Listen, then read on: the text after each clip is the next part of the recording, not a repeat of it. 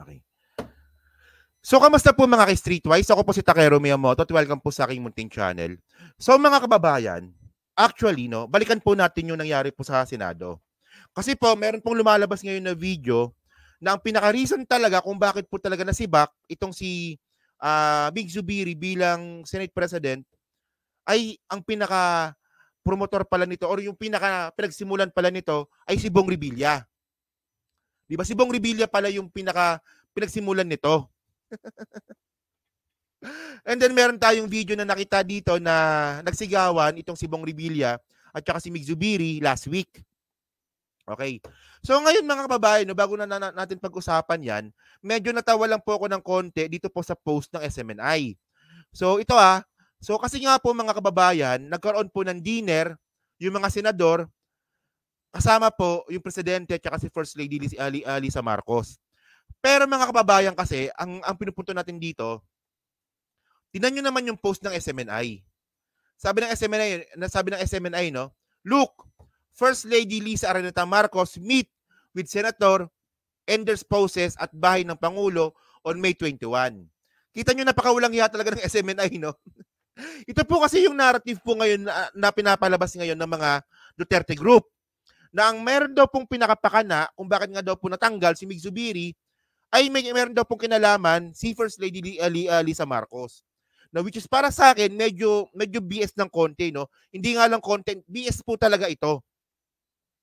Diyan pa lang po mga kababayan, no? Paano natin matatawag na media ang SMNI kung ganyan po sila magbalita? Kita nyo naman yung post, di ba? Oh, si First Lady Lisa Marcos ba nagpatawag? Hindi, yung presidente. Pero bakit si First Lady Lisa Marcos yung nakalagay sa balita ninyo? Ayan ang ayan ang problema dito eh. Oh. So, ngayon mga kababayan, ito no, andyan naman yung presidente, ayan no. Andyan yung presidente, bakit si First Lady Lisa Marcos yung binabanggit ninyo? Ewan ko ba, no, talagang, dapat lang talagang hindi mabigyan ng dapat lang talaga na cancelahin yung prangkisa nito kung ganyan naman sila kababoy. Baboy eh. Oh. So ngayon, ayan kasi narrative nila eh. Oh, so andyan si Mr. Kikiam. Si Robin Padilla, si Mr. Kikiam nandyan. Si pangalan nito? Mga walang yang to mga pangalan ng mga senador. si Mr. 10,000, si Tolentino, si Rapi Tulfo, si Win Gatchalian, okay? Si Chis Escudero, si Villar, pati yung Villar na tatay nandyan pala, no? Si Villar yan, di ba? Si Villar ba yan o si Zubiri? Villar yan, di ba? Oh, tapos si Jinggoy. Oh, andyan si Loren, di ba? Yan sa mga kababayan, no? So bali wala dito sila. Sino ba yung mga wala dito? Si Zubiri syempre wala dito. Di ba? Wala rin dito si Villanueva. Oh. Si Villar nga, di ba? Si Villar, di ba? Oh. Okay. Actually, may problema talaga yung counter kasi 10,000 views na yung video na to eh. Hindi lang 10,000, 12,000 na yung counter ko dito, 12,000 views na eh. So malabong 200 lang yan, di ba? Okay, si Bongo wala din si Bongo. No, wala rin si Bongo. Okay. And then mga kababayan, ito na content ko na to, no. Pati ito si Glenda, no, pati si Glenda Chong, 'di ba? Sinisisiring nila si Lisa Marcos kung bakit nga daw po natanggal si Mig Zubiri. So ang sabi dito ni Glenn Chong, garapalan na talaga ang gagawin ng mga bangag kapag desperado na ang mga ito. Kaya kailangan nila palitan si Senator Mig Zubiri bilang Senate President upang mapalitan ang mga committee chairman ng iba't ibang committee sa Senado, particular na ang Committee ng Public Order and Dangerous Drugs. So ayan po ang ngayon ang pinapalabas ngayon ng mga DDS. Kaya daw po tinanggal si Mig Zubiri para daw po tanggalin si Bato de la Rosa sa committee. Ang problema mga kababayan, mukhang palpak ata sila. Kasi nakita ko kanina, ito yung pinakabagong listahan eh. 'Di ba? So nakalagay dito, yung Senate President na dito, si Chis Escudero na. Malinaw, di ba? Malinaw. Pero mga kababayan, hindi naman napalitan si Bato. Ayan o, number 28, Public Order and Dangerous Drugs. Si Bato pa rin, no? Si Bato pa rin. So, ibig sabihin nito mga kababayan, hindi tungkol sa PDEA leak. Hindi tungkol sa PDEA leak yung pagkakasibak kay Mig Zubiri. So, palpak yung narrative ng mga DDS. Basta lang talaga nila ma-connect kay Lisa Marcos, gagawin nila kahit mukha na po silang tanga. Di ba? So, ngayon, sinong lumalabas na eng-eng dito? Si Glenn Chong. Akala ko ba ang pinaka-reason kung bakit tinanggal si Mig Zubiri para palitan si Bato de la Rosa? Baka si Bato pa rin yung nakalagay sa committee. Oh. 'Di ba? So ayan eh. Ayan ang problema dito eh. And then mga kababayan, ito rin po kasi yung sinabi ni Mig Zubiri. Ito ito yung sinabi ni Mig Zubiri nung nag-resign siya. Actually, hindi nga siya nag-resign eh. Sinibak. Sinipa siya eh. So sabi ni Mig Zubiri dito, no, nung press conference, ito sabi niya. Concerned the Chacha this week is dead. We don't have any Chacha hearings. Mawawalan din ang committee niya doon sa dangerous. Wala na si Morales. I'm sure Senator Bato de la Rosa will be taken out of his committee. I presume, no, because isa sa mga punot dulo nitong napangyari ito. yung mga priority bills, di ba? So, sinasabi talaga dito ni pangalan nito, ni Mig Zubiri na ang isa sa pinakapunot dulo talaga kung bakit nasibak siya si Bato. Pero parang hindi naman mga kababayan. Kasi kung si Bato talaga yung pinakadahilan, bakit si Bato pa rin yung nakalagay sa committee? Di ba? Gets nyo naman eh. And then mga kababayan kasi, malabo rin kasing Chacha. Kasi pag sinabi naman natin na ang problema talaga ni Mig Zubiri kung bakit siya pinagkaisahan ng mga senador para tanggalin is Chacha, nalagpasan niya na po yun eh. Tapos na po yun. Bago pa po mag-recess nung Holy Week, tapos na po yung usapin ng Chacha, nalagpasan na po ni Mig Zubiri yun.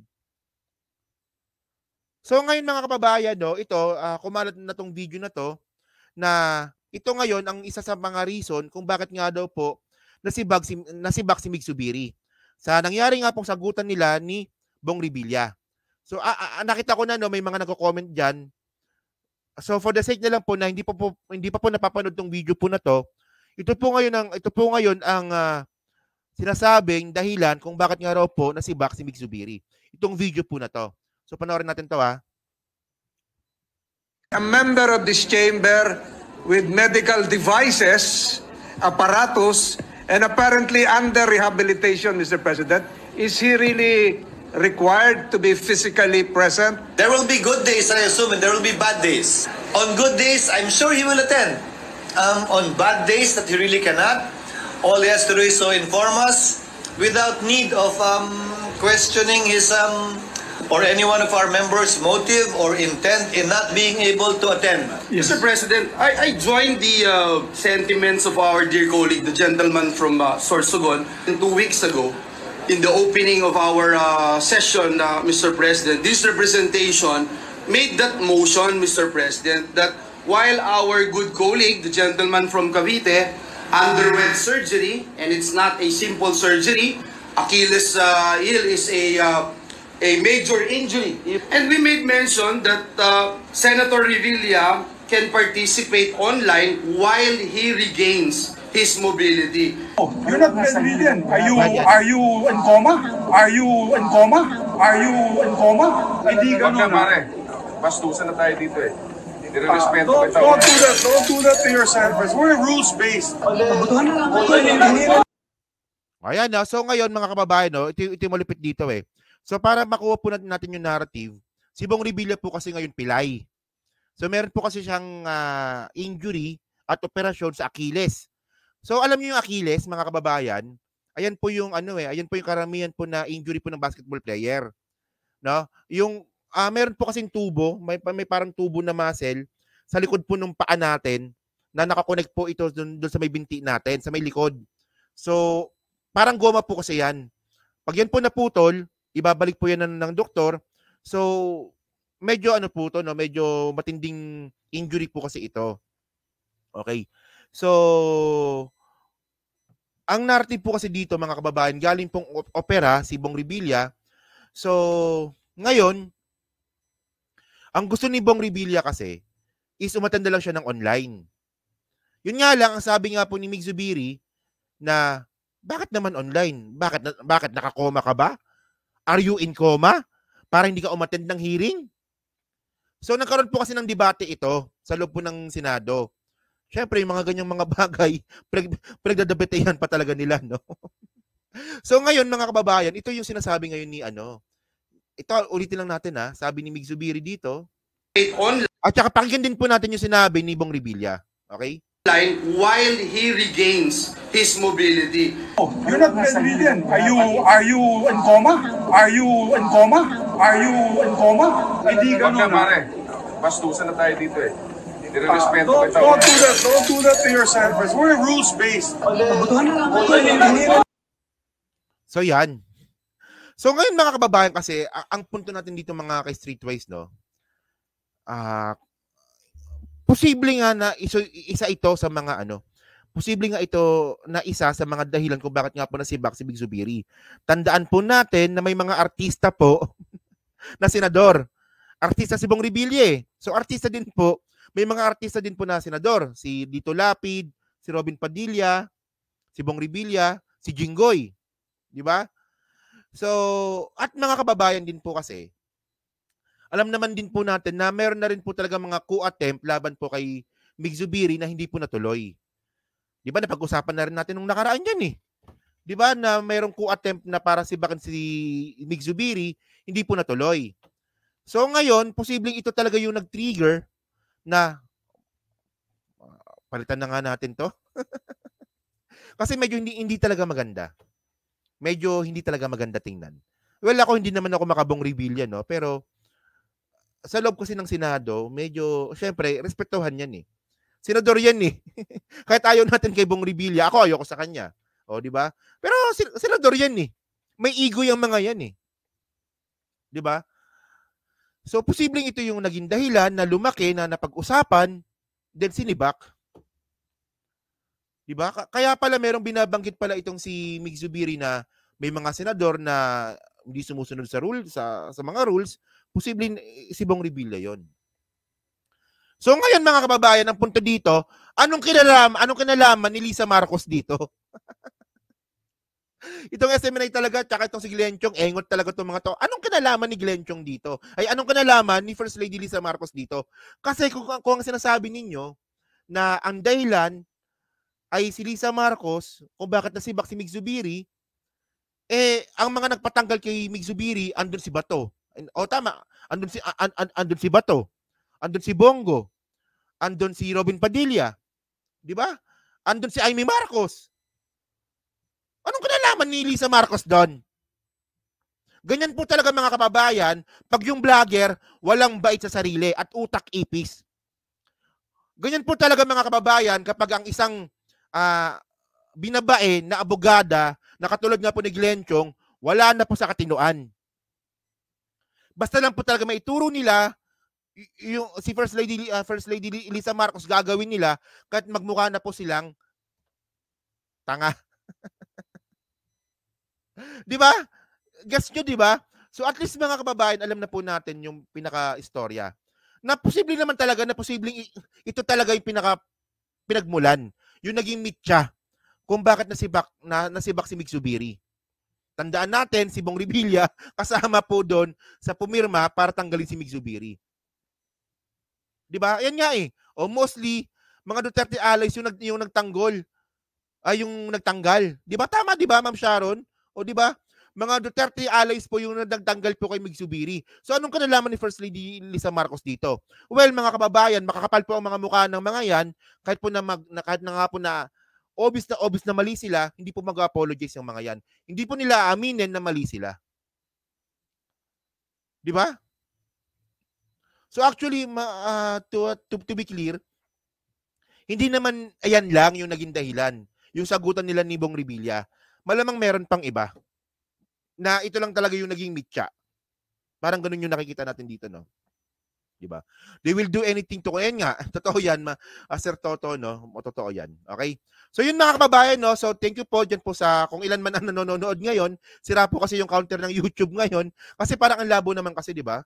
Almost 900 na yung like, tapos 200 lang yung nanonood. Medyo may sira ata yung YouTube ngayon, no? So yun mga kababayan, no? So dyan po sa kung ilan man ang nanonood ngayon, so hindi pa po nakakapag-like, palik na lang po ng video po na to, adyan po sa Team Replays. Kayo ba naniniwala ba kayo na posible na ito ba yung mitya? Kung bakit nga natanggal si Mig Zubiri? Yun na, so pa-comment lang po sa baba at pinabasa ko pong lahat yan. So thank you mga kababayan, kita na lang ulit tayo bukas. So thank you po, salamat po.